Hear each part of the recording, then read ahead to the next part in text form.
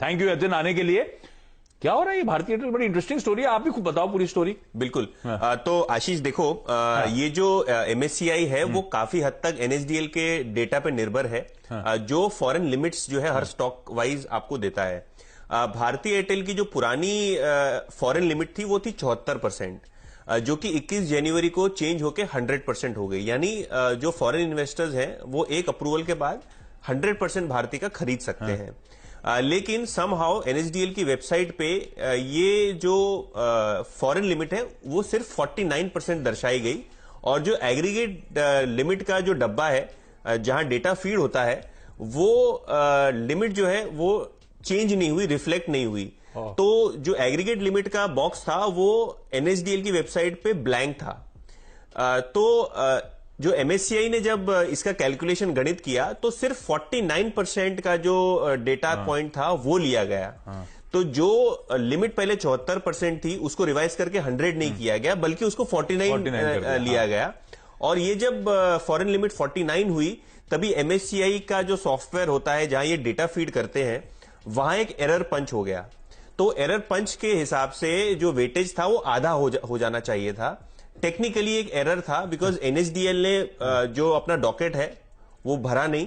और इंडिया के number 1 broker Zerodha के साथ जुड़िए, जहां पर आपका ब्रोकरेज कुछ भी नहीं लगेगा। ब्रोकरेज लगेगा तो सिर्फ इंट्राडे ट्रेड में, वह भी सिर्फ 20 रुपए। तो दोस्तों, अकाउंट ओपनिंग की लिंक डिस्क्रिप्शन में है, जाइए लिंक पर क्लिक करके जिरोधा में अकाउंट ओपन कराएं। एमएससीआई ने डेटा एज इट इज उठा लिया, और डेटा एज इट इज उठाने के वजह से ये जो 3,800 करोड़ की सेलिंग का फिगर जो है वो उनकी क्लाइंट के पास चले गया। तो ब्रोकरेजेस का मानना ये है कि एमएससीआई को ये जो गलती है ये सुधारनी पड़ेगी, और एमएससीआई सुधारे उसके पहले एनएसडीएल को सुधारनी पड़ेगी। तो ये जो एनएसडीएल और एमएससीआई के बीच में जो डेटा एक्सचेंज होता है यहाँ का ये प्रॉब्लम है, जिसके वजह से एरोनोनसली भारतीय एयरटेल का वेट जो है आधा कर दिया गया है। और मेरे हिसाब से ये जो इफेक्टिव डेट है 1 सितंबर, इसके पहले एमएससीआई को एक क्लैरिफिकेशन, एनएसडीएल को एक क्लैरिफिकेशन देना पड़ेगा। और मेरे हिसाब से और ब्रोकरेजेस के हिसाब से भी ये जो गलती की है एमएससीआई की, ये सुधारने में है। और बिल्कुल ये शेयर पे जो हमने 4% ओपनिंग में दबाव देखा, अभी 1.5% दबाव देख रहे हैं, ये कंफ्यूजन के हिसाब से है। ब्रोकरेजेस का मानना ये है कि ये जो गलती है वो बहुत जल्द हमको सुधरती हुई दिखाई देगी। और जब हमने न्यूज फ्लैश की सारा का सारा पूरा रिकवर हो गया था, लेकिन अभी मार्केट भी दबाव में है, स्टॉक भी दबाव में है। लेकिन ये जो एमएससीआई का वेट चेंज है नहीं होना चाहिए। तो ऐसा कोई दिक्कत वाली बात नहीं है। 74% लिमिट थी, वो दरअसल बढ़ के 100% हो चुकी है। बिल्कुल। तो ध्यान रखिएगा, ये एरर है, और इवेंचुअली इस ड्यू डेट से पहले एरर, ऑब्वियसली इससे पहले यतिन ने बताया कि पहले भी ऐसा हो चुका है भारतीय के पहले भी पहले एक बार मार्च में गलती से एनएसडीएल ने भारतीय एयरटेल को रेड फ्लैग लिस्ट में डाला था। ये रेड फ्लैग लिस्ट क्या मतलब? रेड फ्लैग लिस्ट में है कि कोई एफआईआई खरीदे थ्रेशोल्ड पे एकदम नजदीक पहुंच चुके हैं। तो ये भी एक एरर हुआ है पहले, और भारतीय एयरटेल ने फिर अपना केस रिप्रेजेंट किया था, डॉक्यूमेंट्स एक्सचेंज हुए थे एनएसडीएल के साथ। लेकिन 74% भी अगर आप एफआईआई लिमिट, एफडीआई लिमिट गिन ले तो वेट चेंज होना ही नहीं चाहिए था। इनफैक्ट 100 हो रहा है, प्रमोटर्स ने अपने शेयर्स बेचे हैं, तो वेट तो ऊपर जाना है।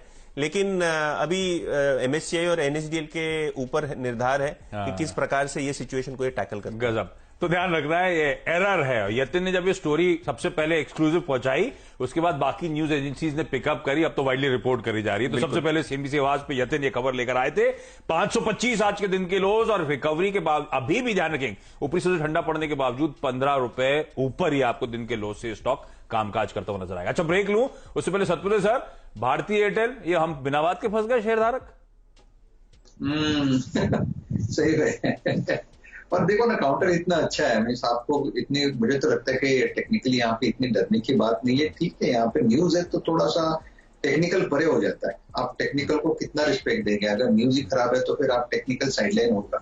मैं इतना ही कहूंगा आशीष, 560, 570 के ऊपर जब तक भारतीय नहीं आता तब तक इसमें बड़ी तेजी नहीं होगी, तो ये सबड्यूड रहेगा। नीचे मुझे लगता है कि 530 जो इसका 200 डीएम है, तो 530 एंड 560, तो आइदर साइड कुछ होना चाहिए। Either it should move above 560 और it should move down below 530।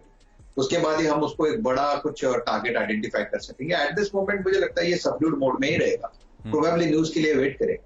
ठीक है, तो 530, 560 का जोन उसी के इर्द गिर्द घूमेगा। एक बार किसी डिफाइंड मार्कर के बियॉन्ड गया तो उस तरफ की चाल तूल पकड़ती हुई आपको नजर आएगी। तो इस समय मोटा मोटी नो ट्रेड जोन हो गया सबसे सर के लिहाज से। रतिन, आपका धन्यवाद। यदि आप लोग बाजार में ट्रेडिंग या निवेश करते हैं और अभी भी ब्रोकरेज के नाम पर अपनी हजारों रुपए बर्बाद कर रहे हैं तो अब बदलिए और देश के सबसे अच्छे, बड़े और सबसे भरोसेमंद ब्रोकर जिरोधा के साथ जुड़िए, जहां पर आपका ब्रोकरेज कुछ भी नहीं लगेगा।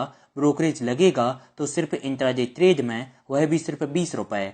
और दोस्तों, साथ ही आपको बता दूं कि यहां पर अकाउंट ओपन कराने के लिए आपको अपना POA यानी कि पावर ऑफ अटॉर्नी देने की कोई आवश्यकता नहीं है, जिसका उपयोग करके हाल ही में देश के एक बड़े ब्रोकर ने 2000 करोड़ का घोटाला किया। तो दोस्तों, अकाउंट ओपनिंग की लिंक डिस्क्रिप्शन में है, जाइए और लिंक पर क्लिक करके जिरोधा में अपना अकाउंट ओपन कराइए।